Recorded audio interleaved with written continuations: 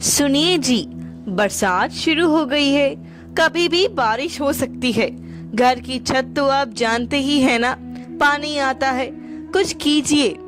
हाँ प्रिया, मैं कुछ करता हूँ। फैक्ट्री जाकर देखता हूँ, वो लोग अगर कुछ मदद करेंगे तो मैं घर की छत ठीक करवा दूंगा। ठीक है। शिवा फैक्ट्री की तरफ चल देता है और वहां पहुंचकर फैक्ट्री के मालिक से कहता है, मालिक, बरसात शुरू होने को है। घर की मरम्मत करवानी है। अगर समय पर नहीं करवाई तो मुसीबत बढ़ जाएगी। शिवा, तुम तो जानते ही हो कि फैक्ट्री घाटे में जा रही है। हमारा कागज का कारोबार था, पर बरसात की वजह से बिल्कुल ठप पड़ गया है।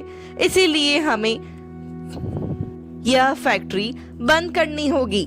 पर मालिक, मैं तो आपसे एडवांस लेने के इरादे से आया था। उल्टा आप तो मुझसे मेरा रोजगार भी छीन रहे हो। शिवा, मैं तुम्हारी हालत अच्छे से समझता हूँ। धंधा वैसे ही चौपट पड़ गया है। इसीलिए अभी मैं तुम्हारे बारे में नहीं बल्कि अपने परिवार के बारे में सोचूंगा। तो तुम जाओ और कहीं और काम ढूंढ लो। मुझे भी ढूंढना पड़ेगा कोई काम जिससे घर में राशन जमा कर सकूं। बरसात में बच्चों को दिक्कत ना हो। तुम भी अपना और अपने परिवार का ख्याल रखना। ये सुनकर शिवा मायूस हो जाता है और जगह जगह काम ढूंढने लगता है। सुबह से रात हो गई। जया को बोलकर आया था कि छत का इंतजाम कर दूंगा, पर यहाँ तो नौकरी भी चली गई। घर का ठिकाना भी नहीं है। इंतजाम भी नहीं हो पाया। जोर जोर से बादल गरजने लगते हैं। हे भगवान, लगता है बारिश होने वाली है। मुझे तुरंत घर पहुंचना होगा, वरना जया अकेले कैसे संभालेगी। शिवा घर की तरफ चलने लगता है। तभी तेज बारिश शुरू हो जाती है। हे भगवान, इतनी तेज बारिश, अभी घर कैसे जाऊंगा। तभी शिवा की नजर एक दुकान पर पड़ती है। थोड़ी देर इस चाय की दुकान पर रुक जाता हूँ, तब तक बारिश थोड़ी कम हो जाए और जाने का रास्ता भी मिल जाए। शिवा एक चाय की दुकान में रुककर बारिश के थमने का इंतजार करने लगता है। भैया, यह बारिश नहीं रुकने वाली। बारिश का रुख बता रहा है इस बार यह बहुत कुछ करने वाली है। भगवान करे ऐसा हो। शुभ शुभ बोलो भाई, अब मेरे शुभ अशुभ से क्या होगा। भाई, हर जगह एक ही खबर छाई हुई है कि इस बार बाढ़ आने का तरह है। इसीलिए धीरे धीरे गांव के लोग अपने अपने रिश्तेदारों के घर रहने जा रहे हैं। क्या तुम सच कर रहे हो? क्या सच में बाढ़ आ सकती है? हाँ भाई, कल सुबह ही मैं भी अपनी पत्नी और माँ को लेकर अपने ससुराल जा रहा हूँ। वह सुनकर शिवा डर जाता है। हे भगवान, अब क्या होगा? अगर सच में बाढ़ आ गई तो नहीं नहीं, यह बारिश रुके या ना रुके, मुझे तुरंत घर पहुंचना होगा। भाई, चाय तो पी लो। नहीं धन्यवाद, मैं अपने घर जा रहा हूँ। अरे, पर इतनी तेज बारिश में तुम्हारी जान को खतरा हो सकता है। अरे भाई सुनो तो। शिवा बिना जवाब दिए तेज बारिश में घर की तरफ चलने लगता है। हर तरफ पानी भरा हुआ है। ऐसा जाना नामुमकिन है। मुझे तैरकर ही जाना होगा। शिवा गहरे पानी में तैरने लगता है और बड़ी मुश्किल से अपने घर पहुंचता है। जैसे ही घर पहुंचा तो उसके होश उड़ गए, क्योंकि घर में पानी भरा हुआ था। आधी आधी दीवार तक पानी पहुंच गया था। जया, तुम ठीक हो ना? बच्चे ठीक हैं ना? हाँ हाँ, यह देखिए, मैंने बच्चों को उस ऊंचे पलंग पर बिठा दिया है, पर हमें घर से बाहर पानी निकालना होगा। चलो निकालते हैं। दोनों बाल्टी लेकर भर भर कर घर से पानी निकालने लगते हैं। ये क्या जी, जितना पानी हम निकाल रहे हैं उतना ही देर में उससे डबल पानी भर रहा है। ऐसे तो हम लोग डूब जाएंगे पिताजी। मुझे बहुत डर लग रहा है। इस पानी को रोकिए, वरना मैं डूब जाऊंगी। बेटी घबराओ नहीं, बस अभी निकल जाएगा। आप तो छत ठीक करवाने का इंतजाम करने जा रहे थे। क्या हुआ? कुछ हुआ इंतजाम? नहीं, उल्टा नौकरी भी चली गई। दिन भर काम ढूंढा, कुछ नहीं मिला। हे भगवान, अब क्या होगा हमारा? इस घर का तो एक मिनट भी भरोसा नहीं है, कब गिर जाए। ऐसे में कहाँ जाएंगे हम बच्चों को लेकर? तो चिंता ना कर, भगवान है ना। वह जरूर कुछ ना कुछ करेंगे, ऐसे तन्हा नहीं छोड़ेंगे। हम घंटों वो दोनों घर से पानी निकालते रहते हैं। रात की किसी पहर बारिश बंद हुई। माँ, बहुत जोरों की भूख लगी है, कुछ खाने को दो ना। हाँ माँ, मुझे भी बहुत भूख लगी है, अभी लाती हूँ। जया बाहर आकर शिवा से कहती है, सुनिए जी, बारिश में खाने पीने का सारा सामान बह गया। बच्चों को भूख लगी है, उन्हें खाने को क्या दूं? हे भगवान, यह कैसी परीक्षा ले रहे हो? तुम बच्चों को संभालो, मैं कुछ इंतजाम करने जाता हूँ। शिवा फिर से काम की तलाश में निकल जाता है और थोड़ा बहुत खाने का इंतजाम करके आता है। दिन ऐसे ही बीत रहे थे। रोज रोज बरसात में शिवा और जया को घर का पानी निकालना पड़ता था। एक दिन वह सब घर के बाहर खड़े थे। ऐसे कब तक चलेगा जी? घर में पानी भर कर खोखला हो गया है, अब कर भी क्या सकते हैं? कोई और रास्ता भी तो नहीं है। तभी तेज तूफान आया और तेज बारिश शुरू हो गई। शिवा का पूरा घर ढह गया। यह क्या हो गया? हमारी आखिरी उम्मीद भी खत्म हो गई, हमारा घर भी टूट गया।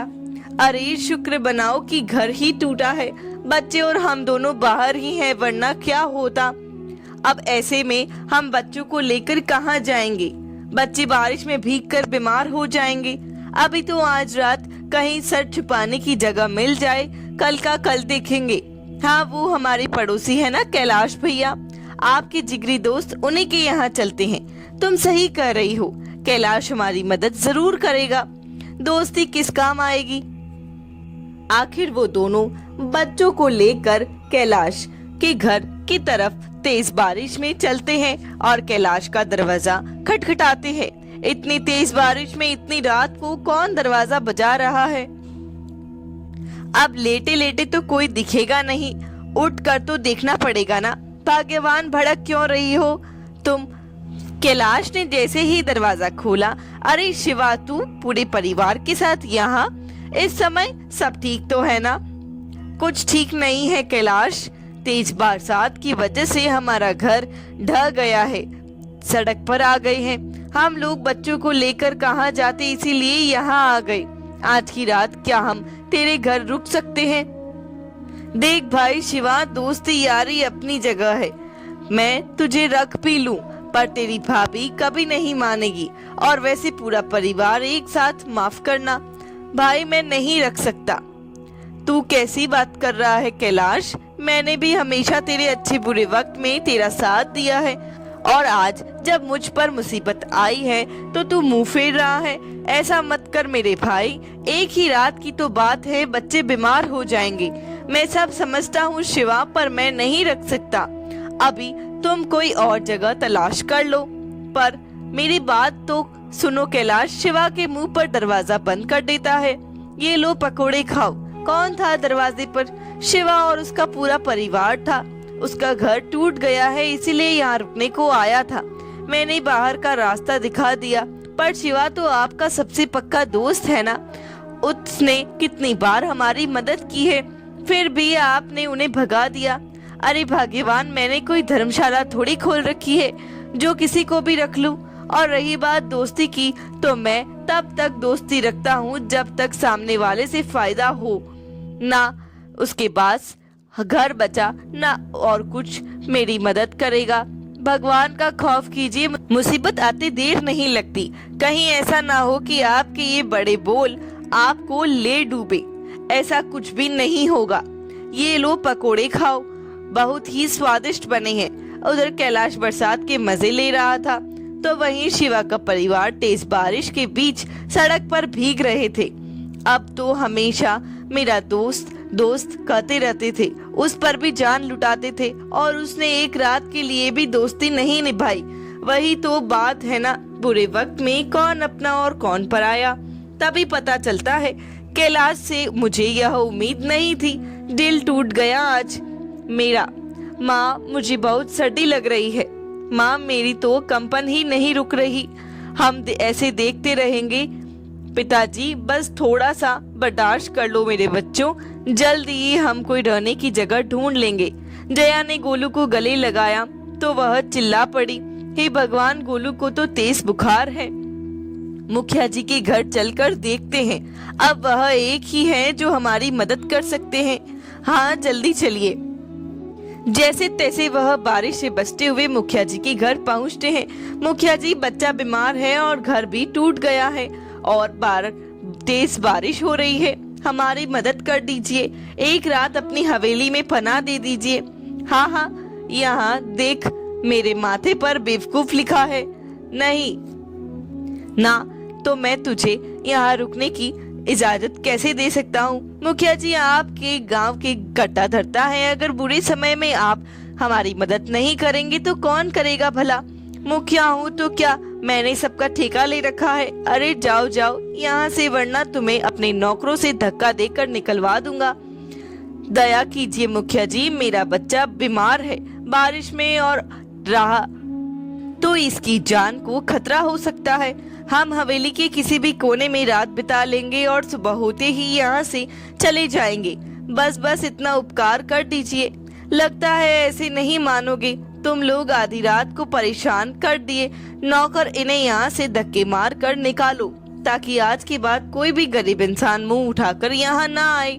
रहम कीजिए मुखिया जी, रहम कीजिए। उनकी एक भी नहीं सुनी और मुखिया के आदमी ने उन्हें धक्का देकर हवेली से निकलवा दिया। रात भर वो कभी किसी रिश्तेदार का तो कभी दोस्त के घर का दरवाजा खटखटा रहे, पर किसी ने भी मदद नहीं की। थक हार कर वह एक पेड़ के नीचे बैठ जाते हैं। आज दिखा दिया है लोगों ने, कोई किसी का अपना नहीं होता और बुरे वक्त में तो कोई किसी का साथ नहीं देता। आप हिम्मत मत हारिए। इस बुरे समय में हम और हमारे बच्चे को भी सबक मिलेगा। भगवान हमारे बच्चों की रक्षा करेगा। कैसे रखूं हिम्मत? दिल कर रहा है कोई तो ऐसी जादू की छड़ी मिल जाए जिससे अपने बच्चों के सर पर एक ऐसी छत दे पाऊं जिसे आंधी तूफान भी ना हिला पाए। भरोसा रखिए, एक दिन जरूर हमारे दिन भी बदलेंगे और जिन्होंने आज हमें आंखें दिखाई है, भगवान उनकी आंखें झुका देंगे। रात भर वह ऐसे ही बारिश में भीगते रहे और अपनी किस्मत को रोते रहे। तुम यहीं पेड़ के नीचे बच्चों के साथ रहना, मैं कुछ खाने पीने के इंतजाम करके आता हूँ। ठीक है, जल्दी आइएगा। शाम होने से पहले शिवा खाने पीने और गोलू की दवाई का इंतजाम करके आ जाता है। अब बारिश भी नहीं थी तो वह लोग आराम से उस पेड़ के नीचे ही रहने लगे। तभी कैलाश वहाँ से गुजरा। अरे भाई शिवा, तेरे इतने बुरे दिन आ गए, ऐसे पेड़ की छांव में रहना पड़ रहा है। थू थू थू, मुझे देखकर बड़ा अफसोस हुआ। बस कैलाश, वक्त वक्त की बात है। आज तुम्हारा समय है, तुम हम पर हंस लो, कल मुझे भी मौका जरूर मिलेगा। सड़क पर आ गए हो फिर भी इतना घमंड? कोई जादू वादू मिल गया है क्या जो इतना घमंड कर रहे हो? चलो कोई बात नहीं, तुम ऐसे ही खाली पीली खुश रहो, क्योंकि तुम्हारे पास वैसे भी कुछ नहीं है। कैलाश मजाक बनाकर चला तो जाता है। शिवा और जया की आंखों में आंसू आ जाते हैं और तुम दिल पर मत लेना इसकी बातों को, मैं जरा कुछ काम देख कर आता हूँ। ठीक है शिवा। काम की तलाश में एक जंगल में गुजर रहा था। रास्ता भटक गया हूँ, काम ढूंढते ढूंढते पता नहीं कहाँ पहुँच गया हूँ। बच्चे मेरा एक इंतजार कर रहे होंगे, जल्दी ही वापस लौटना चाहिए। जैसे ही शिवा वापस लौटने लगता है, हैरान रह जाता है। यह तो कोई साधु बाबा हैं जो ध्यान में बैठे हैं, पर यह क्या पेड़ की इतनी छड़ी टहनी इनके ऊपर गिरने वाली है। अगर मैंने उन्हें तुरंत नहीं बचाया तो उनकी जान भी जा सकती है। शिवा उनकी तरफ दौड़ता है और उन्हें धक्का देकर एक तरफ कर देता है, जिससे बाबा का ध्यान टूट जाता है। कौन हो तुम युवक? तुम्हारी वजह से मेरा ध्यान टूट गया। क्षमा करना बाबा, पर अगर मैं आपको धक्का नहीं देता तो यह पेड़ की टहनी आपके ऊपर गिर जाती, जिससे आपको खतरा हो सकता था। यह क्या, तुम्हारे तो हाथ पर चोट लग गई है। हमें बचाने के लिए तुमने खुद को चोट खा ली। असंभव, आज के दौर में ऐसा कौन करता है। धन्यवाद बाबा, मैं जरा जल्दी में हूँ, चलता हूँ। बच्चे मेरा इंतजार कर रहे होंगे। इतना बोल शिवा वहाँ से जाने लगता है। रुक जाओ युवक, कहिए बाबा, आपको कोई और मदद चाहिए? हमारी जान बचाकर पहले ही हमारी मदद कर चुके हो। हमारी जान बचाने की बदले अपना इनाम लेकर नहीं जाओगे। इनाम? कैसा इनाम? तुमने हमें जीवन दान दिया है युवक, बदले में हम तुम्हें एक वरदान देना चाहते हैं। यह सुनकर शिवा बहुत खुश हो जाता है। हम तुम्हें वरदान देते हैं कि तुम मिट्टी को चाहो सोना कर दो, कागज को चाहो लोहा कर दो, जमीन आसमान को भी एक कर दो। परंतु क्या बाबा बताइए? परंतु अगले 1 महीने तक यह वरदान काम नहीं करेगा। उसके लिए एक परीक्षा देनी होगी। कैसी परीक्षा बाबा? तुम्हें अगले 1 महीने तक ऐसे ही उसी पेड़ के नीचे जिंदगी बितानी होगी। लोगों के ताने भी सुनने होंगे और भूखा भी रहना होगा, पर किसी को पलट कर कुछ नहीं कहोगे, सिर्फ सब्र रखोगे। अगर सब्र टूटा तो यह वरदान भी टूट जाएगा और यह काम नहीं करेगा। और एक बात, जब सब बदल जाएगा तब तुम्हें अपना दिल दरिया रखना होगा, क्योंकि अगर तुम्हारा दिल तंग हुआ तो भी यह वरदान टूट जाएगा। मैं सब समझ गया बाबा, मैं आपकी परीक्षा में खरा उतरूंगा। धन्यवाद बाबा। शिवा वहाँ से चला जाता है। यह वही है, एकदम पाक रूह इसका। मैंने इम्तिहान लिया और यह उसमें सफल हो गया। अब इसकी सारी जिंदगी में सफल होने की अगले पल बाबा धुएं में कहीं गायब हो गए, क्योंकि वह कोई साधारण बाबा नहीं बल्कि भगवान का भेजा हुआ एक फरिश्ता था, जो शायद शिवा की मदद करने आया था। शिवा और उसका परिवार मुसीबतों का सामना करने लगे। एक दिन शिवा अपने पुराने काम की फैक्ट्री में गया। अरे शिवा, तुम यहाँ कैसे आना हुआ? देखो, अगर तुम काम की तलाश में आए हो तो लौट जाओ।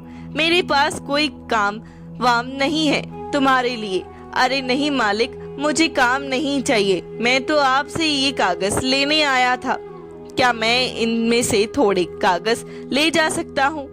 वैसे मैंने सुना है तुम्हारे बारे में एक पेड़ के नीचे जीवन बिता रहे हो। शायद इसी वजह से दिमाग पर गहरा असर पड़ गया है। बरसात में कागज लेने की बात कर रहे हो? नहीं मालिक, ऐसी बात नहीं है। बस मुझे कागज दे दीजिए, मुझे इनकी जरूरत है। ठीक है, ले जाओ। वैसे भी अब ये किसी काम के नहीं है। धन्यवाद मालिक। शिवा फैक्ट्री से ढेर सारा कागज लेकर अपनी पत्नी के पास पहुंचता है। यह क्या, इतने सारे कागज, इनका क्या करना है आपको? मैं इनका घर बनाऊंगा, एक खूबसूरत सा घर। क्या बैकी बैकी बातें कर रहे हो? सीमेंट ईंट का घर तो रुका नहीं, कागज का घर क्या रुकेगा? उसकी तुम फिक्र मत करो, मेरा दिल कहता है यह जरूर रुकेगा। अरे पर सुनिए तो, तुम चलो मेरे साथ। राम जाने क्या चल रहा है इनके दिमाग में। शिवा अपनी बीवी को लेकर अपने उस टूटे हुए घर के पास आता है। हम यहाँ कागज का घर बनाएंगे, एक खूबसूरत सा घर। क्या कागज का घर? आप क्या कर रहे हैं? कागज का घर बरसात में कैसे टिकेगा? लोग हंसेंगे हम पर। तुम्हें मुझ पर और मेरे यकीन पर भरोसा है तो जैसा मैं कहता हूँ वैसा करो। इस जगह को साफ करने में और कागज का घर बनाने में मेरी मदद करो। ठीक है, आप जैसा ठीक समझे। वो दोनों मिलकर कागज का घर बनाने लगते हैं। यह देख गांव के सारे लोग, कैलाश और मुखिया भी वहां इकट्ठा हो जाते हैं। भाई शिवा, माना कि तू तेरे बुरे दिन चल रहे हैं, पर उसमें ऐसा पागलपन करने का क्या फायदा? हाँ कैलाश बिल्कुल सही कह रहा है। तेरा सीमेंट मिट्टी का घर तो रुका नहीं, यह कागज का घर क्या टिकेगा? वही तो मैं भी कर रहा हूँ। बेचारे को दिमाग के इलाज की जरूरत है। अरे कोई इस पागल आदमी को निकालो यहाँ से। छोटा बच्चा है जो कागज का घर बना रहा है। बचपन में कागज की नाव बनाते थे, शायद वह नहीं बन पाया होगा, वही शौक पूरा कर रहा है। एकदम सही कहा भाई। यह सुनकर गांव के सारे लोग और उसकी पत्नी पर हंसने लगते हैं और जया को बहुत गुस्सा आ जाता है। वह उनको जवाब देने जाने लगती है, तभी तुम उन्हें कुछ भी नहीं कहोगी, कोई जवाब नहीं दोगी, क्योंकि अगर हमने सब्र नहीं किया तो हम जो चाहते हैं वह कभी नहीं होगा और हमारी सारी मेहनत बेकार हो जाएगी।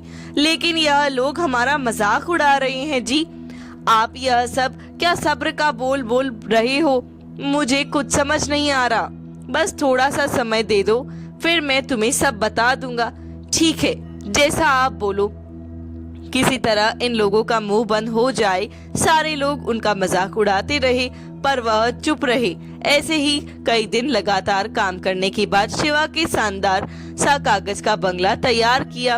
इतना खूबसूरत था कि होश उड़ गए। यह बंगला कितना खूबसूरत है जी, इसके बराबर मैं अपना घर तो चिड़ियाघर लगता है। मुखिया की हवेली भी इसके समान नहीं है। यह तो कागज का घर है, बारिश में नहीं टिकेगा। शिवा अपनी पत्नी को सब सच बता देता है।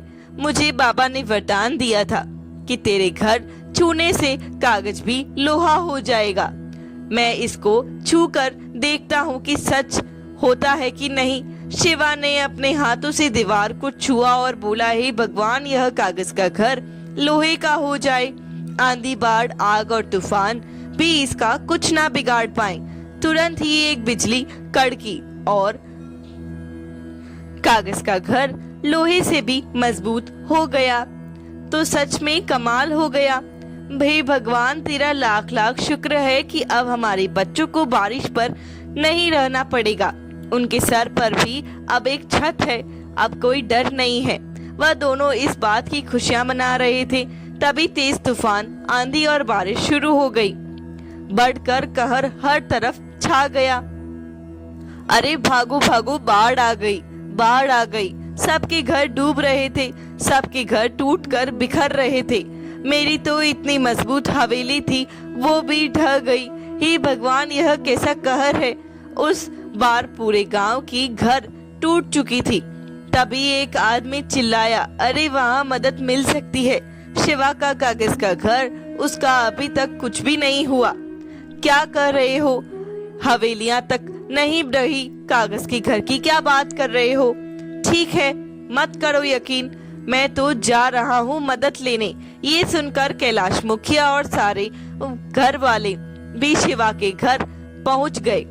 यह एक ऐसा चमत्कार है, हमारी इतनी मजबूत इमारत टूट गई, यहाँ तक कि मुखिया की हवेली भी टूट गई और शिवा का यह कागज का बंगला वैसे के वैसा ही खड़ा है। अरे यह तो सच में कमाल हो गया। कागज का घर कैसे शान से खड़ा है। अभी इस सब का वक्त नहीं है। अभी हमें शिवा के घर में पनाह लेनी होगी, वरना हम सब डूबकर मर जाएंगे। हाँ, जल्दी से शिवा के कागज के घर में चलो। गांव के सारे लोग शिवा के घर पहुंचते हैं। शिवा मेरे भाई, जब तक यह बाढ़ नहीं रुकती, मुझे मेरे परिवार को अपने घर में रख लो। हम सब इस बाढ़ में डूब जाएंगे। हाँ शिवा, एक तुम ही हो जो मुझे और मेरे परिवार को बचा सकते हो। अरे इसमें पूछने की क्या बात है। आप सब लोग अंदर आइए ना, सब अंदर आ जाओ। शिवा गांव के सारे लोगों को अपने घर के अंदर बुला लेता है। तभी कैलाश और मुखिया को वह सारी बातें याद आ जाती है। आज पता चला सच्ची दोस्ती कितनी बड़ी ताकत होती है। तुम्हारी गरीबी को देखकर मैंने तुम्हें धुत किया था। तुम्हें भी उस दिन ऐसे ही मदद की जरूरत थी, पर मैंने मदद नहीं की, उल्टा बेइज्जत किया। कैलाश सही कह रहा है शिवा, बहुत घमंड था मुझे भी अपनी अमीरी और अपनी हवेली पर। मुझे सच्चाई का सामना करवा दिया कि वक्त बहुत बलवान होता है और घमंड एक मिनट भी मिट्टी में मिल जाता है। ऐसे ही समय पर मैंने तुम्हें धक्के देकर घर से निकलवा दिया था और तुमने मेरे माथे पर बिना एक शिकन के आज हमें यहाँ जगह दे दी। आज हम सबको तुमसे बहुत बड़ा सबक सीख चुके हैं। मैं भी तुमसे हाथ जोड़कर माफी मांगता हूँ शिवा, मुझे माफ कर दो। अरे आप लोग माफी क्यों मांग रहे हो? मैंने जो किया वह तो मेरा फर्ज था और आप लोगों को अपनी गलती का एहसास हो गया, वही सबसे बड़ी माफी है। मैंने आप लोगों को माफ किया। यह सुनकर सब लोग बहुत खुश हो जाते हैं और शिवा के घर में ठहर जाते हैं। दिन बीतने के बाद सिलसिला यही चालू रहता है। लोग अपने अपने घरों में जुट जाते हैं और अपने कामकाज में लग जाते हैं। शिवा अपने परिवार के साथ खुशी से रहने लगता है। Thanks for watching. Do like, share and subscribe my channel.